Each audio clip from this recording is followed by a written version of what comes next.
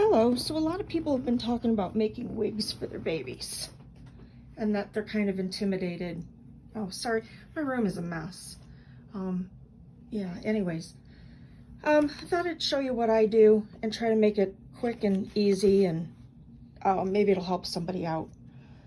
First thing I do is hoop some tearaway. This is like a medium tearaway. And I'm doing a 5x7 baby. So this is the wig for the 5x7 for the Swaddle Sweetie. And I've stitched the baseline on there so that I kind of know what size fur I need. So set that aside for a second. Yeah, sorry, don't mind my mess. And then on your piece of fur, you just want to cut the pieces so that they'll fit in your size, in the size that you just stitched.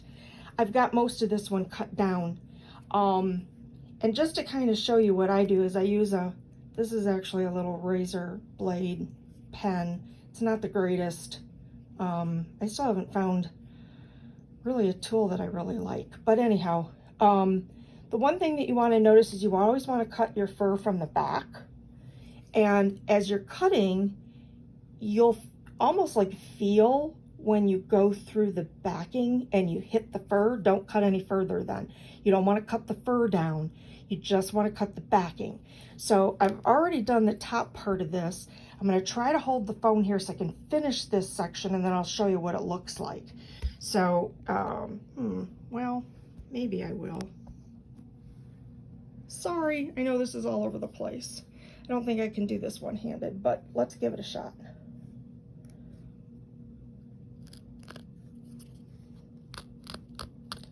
So you can kind of hear it makes like a scratching noise as it goes through that backing, and you'll get some little puffs of hair. That's okay, you can pull those, just pull those aside. Oops, got the blade upside down. So we're just going to kind of go through, and as this pulls apart the backing, see how this just kind of peels apart then? And you'll wind up with some like little excess strings. That's okay, just hack those out of there. This blade, I bought this as a craft blade from Amazon. It's apparently a ceramic blade. It's not supposed to dull or whatever, but the blade's kind of tiny, so it's really hard to get into this fur. But anyways, okay, so we're getting down here. And get this. Oops, I'm getting really close. I'm trying to balance things with both hands.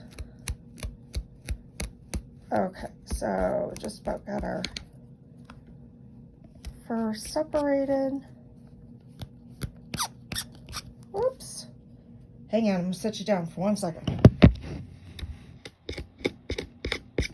Okay, I'm sure you could hear that little screeching. So here it is, we've got the backing, and when you pull it apart, see, you still have the length. You have the length of the fur because you didn't cut that part. So that's what you want, is you want to cut the backing, not the fur. Okay, so now let's put this, put some things aside. Let's put this on our hoop. And I've raised the presser foot on my hoop so that I can handle a little bit of the thickness here. But there are two ways to do this. The first is to take and put your fur face up, okay, and you want it to lay, right here's our design, and you want it to lay long-wise because this is the top of the head, and of course you want the hair to hang down. Now, what I'm going to do is I'm going to put the second piece right on top of it, but in case you're afraid you can't go through both layers like that, you can actually put the second piece on the bottom of the hoop. Tape it down really good. There's directions on how to do that. The only problem that I find with that is once you're done, your stabilizer is kind of between the two pieces, and so you have to be really careful and pull that out so that you still have the cutting edge to follow to trim the hair. So if you can do it all in one, do it all in one. So your second piece then, you want the fur obviously to go the same direction. So you want to make sure that your fur is going down. Okay, so here we go. Got everybody on here. All right, nice thick pile here. And we're gonna go over the machine. Oops. This is a challenge doing it one-handed, but that's okay. Okay.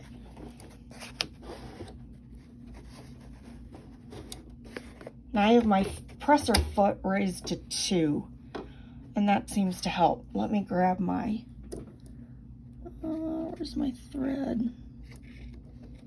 Here it is. I don't like the thread tail to be too short. I'll pull some of that out. Okay. Okay, everybody's together here. I don't like to tape this if I don't have to, because it just gets stuck to the hair and it's just a mess. So we're gonna put our foot down,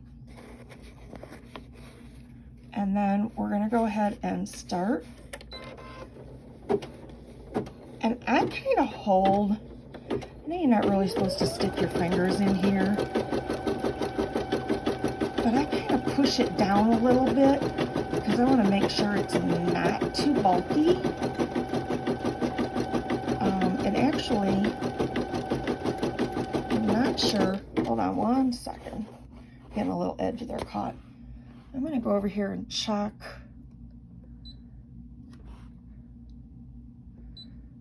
I'm not sure that. No, yep, I'm on 2. That's good. Okay, we're good. All right, we'll go back. Keep stitching.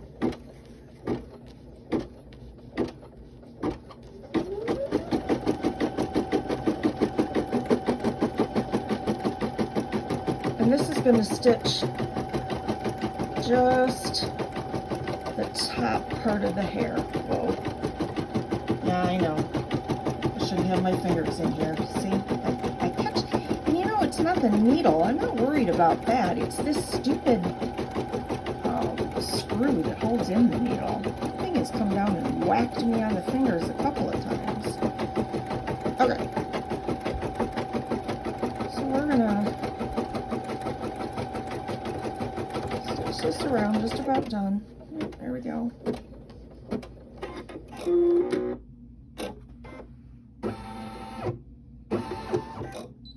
All right, let's take this out. Okay, so there's our head, our hair. And then what I'm gonna do, let's see. Move this out of the way. This is a nice amber colored hair. Oh, sorry, yeah, you can hear me throwing things all over. Okay, so on the back side then, there's our design. And what I'm gonna do is I'm gonna pull all of the paper off and very carefully tear the paper right along our cutting line. So let's pull. Yeah, I'm trying to do this one-handed. I don't know how successful I'll be, but let's give it a shot. All right, yep, gonna set this down one more second. Oh, and you get to look at nothingness for a minute. That's really exciting. I'm glad I could share that with you and, you know, add that little bit of thrill to your day. Okay, so I'm back. And this is what I did, is I just pulled all of the paper off except for our little pattern. You're going to get these little stitches that were laid down as the design. That doesn't matter. You can throw that away. Okay, so then to cut this, I use a self-healing cutting board. cutting mat, and I try to stick it like in between the layers, but in this case I don't think I'm going to be able to because this is really thick fur. So I don't think that's going to actually fit up in that corner. I wish I had a little tiny one, but I don't. So what I'm going to do, and I'm going to kind of explain this, and I'm going to set it down, and actually I'll do a part 2 to show you when I'm done. But what I'm going to do is I'm going to take my little blade and I'm going to trim, again, just the backing right along here in the front. So we're going to go right along the edge, and then when you get to the sides here, I just kind of go straight across, cut them off. So right here, cut it off. So this piece will then pull away, and as long as you didn't cut through the fur will still be hanging down because you're only going to cut the backing. Then when we flip it over, you'll see where our stitch lines are, and what you want to do is you want to start at the corner of your stitch, and you're just going to cut almost like a little semicircle from point to point. Not a real big one because we don't have a lot of fabric here, but just so it scoops down a little bit. Scoops down and scoops right back up. And then again, right here at the edges, just whack those little pieces off. Okay, so let me do that and I will be back. Look for part 2.